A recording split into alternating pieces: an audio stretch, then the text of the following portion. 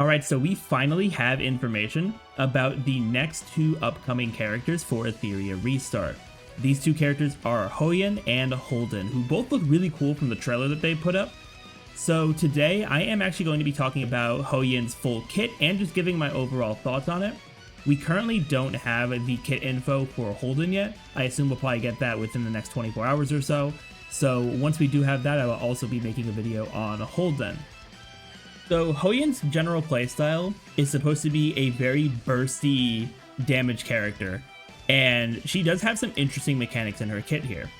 So starting out with her basic attack, she's going to deal 2 hits to a single enemy, and each of these hits has a 25% chance to inflict that target with anti-heal for 2 turns. And just like the name suggests, anti-heal means that they cannot receive healing, which is a nice kind of niche if you are fighting against someone with a really good healer.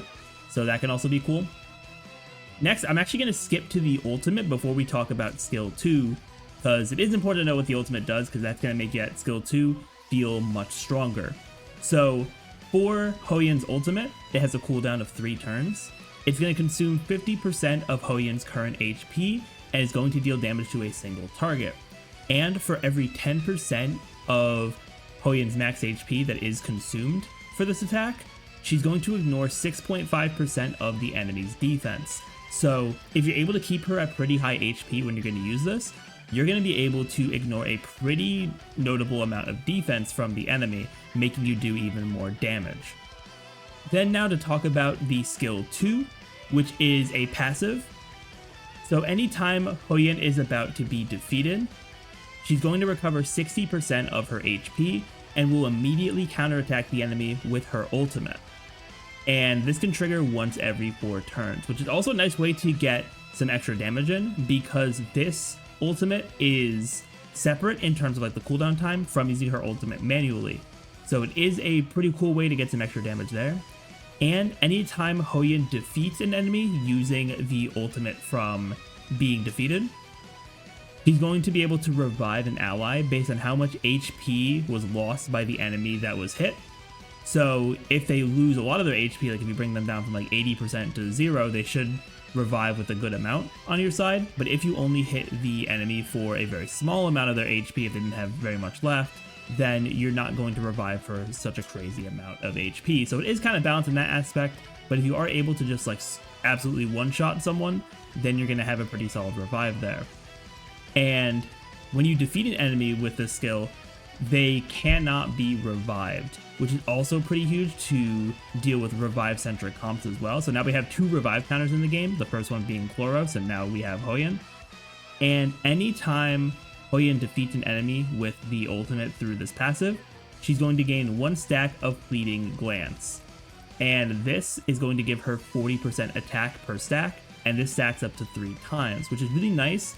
But these stacks are also permanent. They cannot be dispelled by the enemy, so they are going to just stack up over time. So if you're able to get some kills with Hoyan, you're going to be able to boost up her attack a lot, and if you pair that with the defensive ignore on the ultimate itself, you're going to deal some really good damage with Hoyan here. So she definitely does have a lot of potential for her kit. So now to go into just my overall thoughts, I think Hoyan is going to be a very strong DPS character. She's definitely going to be very bursty. Like, I don't think her basic attack is going to really net you too much damage. I think the main part of it is going to just be that utility with the anti-heal. But her biggest, points of value is going to be when you can use her ultimate, and also when you are able to activate her passive, which it does have a cooldown of once every 4 turns for the revive and counterattack.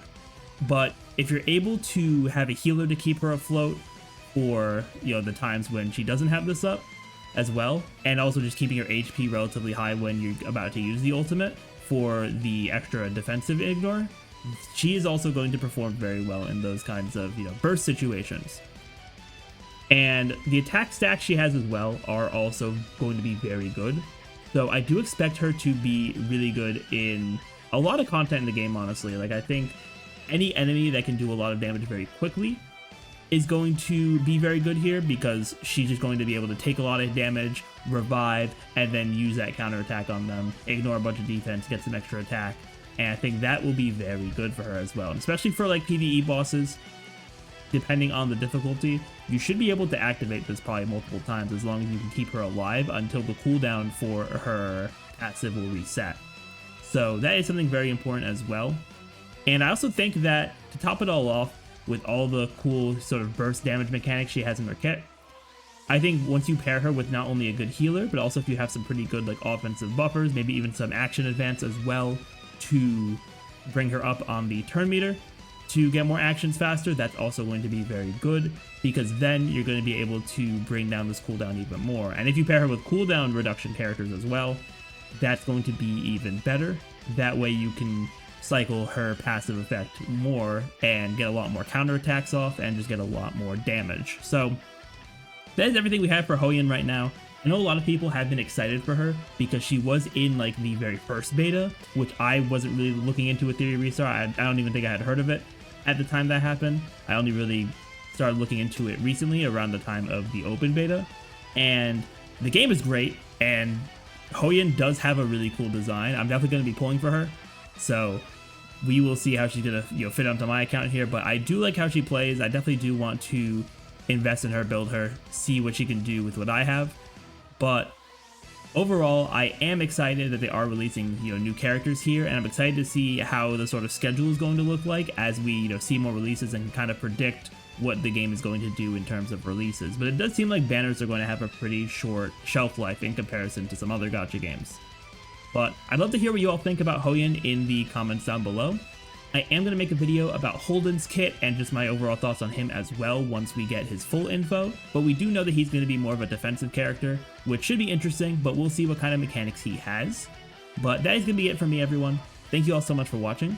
If you enjoyed and want to see more content from me, be sure to hit that subscribe button. But with that, everyone, I will see you all next time.